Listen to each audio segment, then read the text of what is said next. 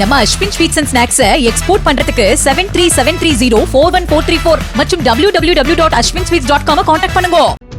கோவை விமான நிலையம் அருகே கடந்த நவம்பர் 2ஆம் தேதி இரவு கல்லூரி மாணவியை சதீஷ் என்ற கருப்புசாமி, அவரது சகோதரர் கார்த்திக் என்ற காளீஸ்வரன், குணா என்ற தவசி ஆகிய 3 கொடூரன்கள் இருட்டான பகுதிக்கு கடத்திச் சென்று கூட்டு பாலியல் பலாத்காரம் செய்த சம்பவம் தமிழ்நாட்டையே உலுக்கியது. இதைத் தொடர்ந்து மறுநாள் 3ஆம் தேதி கோவை துடியலூர் அருகே தப்பியோட முயன்ற போது காலில் துப்பாக்கியால் சுட்டு பிடித்ததாக காவல்துறை தெரிவித்தது. சிறையில் அடைக்கப்பட்ட 3 கூட்டு பாலியல் கொடூரன்களும் கடந்த நவம்பர் 27ஆம் தேதி ஒருநாள் போலீஸ் கஸ்டடியில் எடுக்கப்பட்டு விசாரிக்கப்பட்டனர். அதன் பிறகு மீண்டும் நீதிமன்றத்தில் ஆஜர்படுத்தப்பட்டு கோவை மத்திய சிறையில் அடைக்கப்பட்டனர்.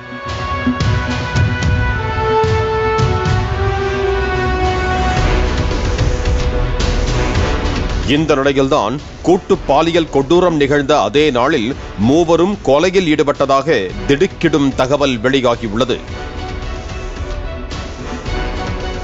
அதாவது குறும்பப்பாளையத்தை சேர்ந்தவர் தேவராஜ்.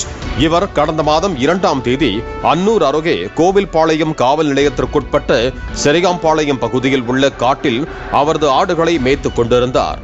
அப்போது அப்பகுதியில் ஆட்கள் நடமாட்டம் இல்லாத இடத்தில் அமர்ந்து கருப்பசாமி, காளீஸ்வரன், குணா ஆகியோர் மது அருந்தி உள்ளனர். இதை பார்த்த தேவராஜ், ஏன் இங்கு அமர்ந்து மது குடிக்கிறீர்கள் என்று கேட்டதாக கூறப்படுகிறது.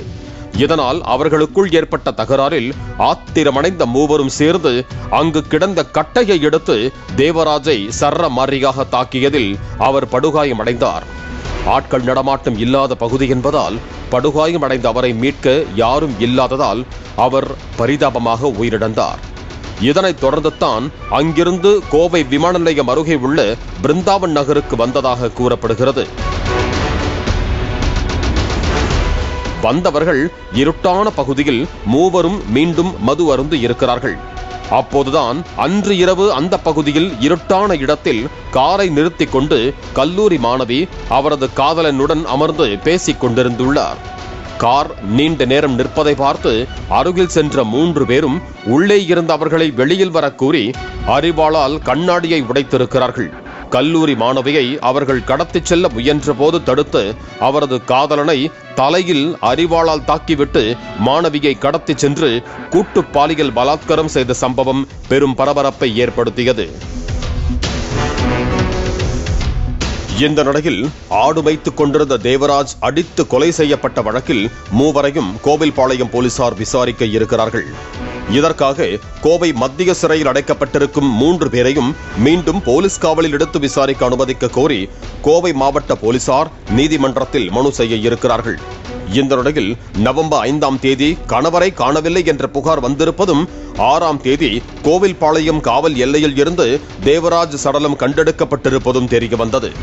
அப்படி இருக்க கோவை மாணவி பாலியல் கொடூரம் நிகழ்ந்த மறுநாளே 3 பேரையும் சுட்டுப்பிடித்து விசாரணை செய்யும் போதே கொலை செய்ததை கண்டுபிடிக்க முடியவில்லையா? 3 ஒருவர் கூடவா உண்மையை ஒப்புக்கொள்ளவில்லை என பல்வேறு கேள்விகள் எழும்புகின்றன. ஆடு மேய்ப்பவரை தாக்கி கொலை செய்துவிட்டு அன்று இரவே கல்லூரி மாணவியை குற்றவாளிகள் 3 பேரும் கூட்டு பாலியல் பலாத்காரம் செய்ததாக தற்போது கோவையில் மீண்டும் பரபரப்பை ஏற்படுத்தி இருக்கிறது. பாலிமர் செய்திகளுக்காக கோவை ஆனைமலை செய்தியாளர் சின்ன முத்துசாமி. நம்ம Ashwin sweets and snacks export பண்றதுக்கு 7373041434 மற்றும் www.ashwinsweets.com கான்டாக்ட் பண்ணுங்க. பிளே ஸ்டோர் மற்றும் ஆப் ஸ்டோரில் இருந்து பாலிமர் செயலியை QR கோடு மூலம் பதிவிறக்கம் செய்யுங்கள். செய்திகளை உடனுக்குடன் பெறுங்கள்.